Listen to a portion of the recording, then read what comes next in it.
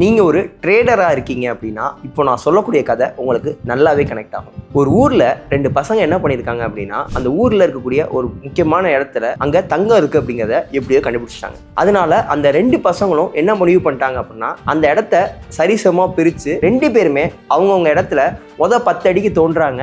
தங்கங்கிறது கிடைக்கல. திருப்பி அவங்களோட கான்ஃபிடன்ஸ் லெவல்னால திருப்பி தோண்ட ஆரம்பிக்கிறாங்க. அந்த 2 பேரில் ஒரு பர்சனுக்கு மட்டும் 30வது அடியிலே பார்த்தீங்கன்னா ஒரு சின்ன லெவல் ஆஃப் தங்கம் கிடைச்சிருச்சு.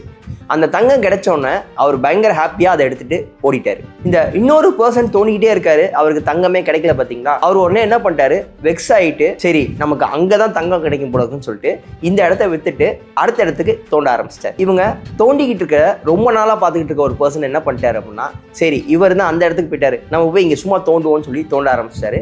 இவர் எங்கே விட்டுட்டு போனாரோ அதுலேருந்து ஜஸ்ட் 5 அடியில் அவருக்கு தங்கம் கிடைச்சிருச்சு. அந்த தங்கம் கிடைச்சது பார்த்தீங்கன்னா ஏற்கனவே ஒருத்தவர் எடுத்துகிட்டு போனார்ல, அதை விட 10 மடங்கு பெரிய தங்கமே கிடைச்சிருக்கு. இந்த ஸ்டோரியிலேருந்து நம்ம தெரிஞ்சுக்க வேண்டிய விஷயம் என்ன அப்படின்னா, 2 பேருமே தங்கம் இருக்குங்கிற விஷயத்த கண்டுபிடிச்சிட்டாங்க. 2 பேருமே அதை எடுக்கிறதுக்காக எஃபோர்ட் போட்டாங்க. இவங்க எஃபோர்ட்டை 2 பேருமே அவங்கவுங்க இடத்துல போட்டாங்க. ஒருத்தவருக்கு ரிசல்ட் கிடைச்சிருச்சு, ஒருத்தவருக்கு ரிசல்ட் கிடைக்கிறது டிலே ஆயிடுச்சு. அந்த ரிசல்ட் டிலே ஆயிடுச்சுங்கிற விஷயம் அவருக்கு தெரியாதனால அவர் அந்த இடத்த விட்டுட்டு இந்த வெளியில வந்துட்டாரு. யாரோ ஒருத்தவர் அந்த விஷயத்த பண்ணும்போது அவருக்கு கிடைச்சிருக்கு. இதுலேருந்து என்ன நம்ம கன்க்ளூஷன் எடுத்துக்கலாம்னா, இன்னைக்கு முக்காவாசி ஆஃப் த ட்ரேடர்ஸ் என்ன பண்றாங்க அப்படின்னா, அவங்களுக்குன்னு ஒரு ஸ்ட்ராட்டஜி தெரிஞ்சு அந்த ஸ்ட்ராட்டஜியில் ட்ரேட் எடுக்கிறாங்க. அந்த ட்ரேடு லாபம் கொடுக்கும், பட் ஆனால் அந்த லாபம் பெரிய லெவலில் இல்லைன்னு சொல்லிட்டு ஸ்ட்ராட்டஜியை மாற்றிக்கிட்டே இருக்காங்க.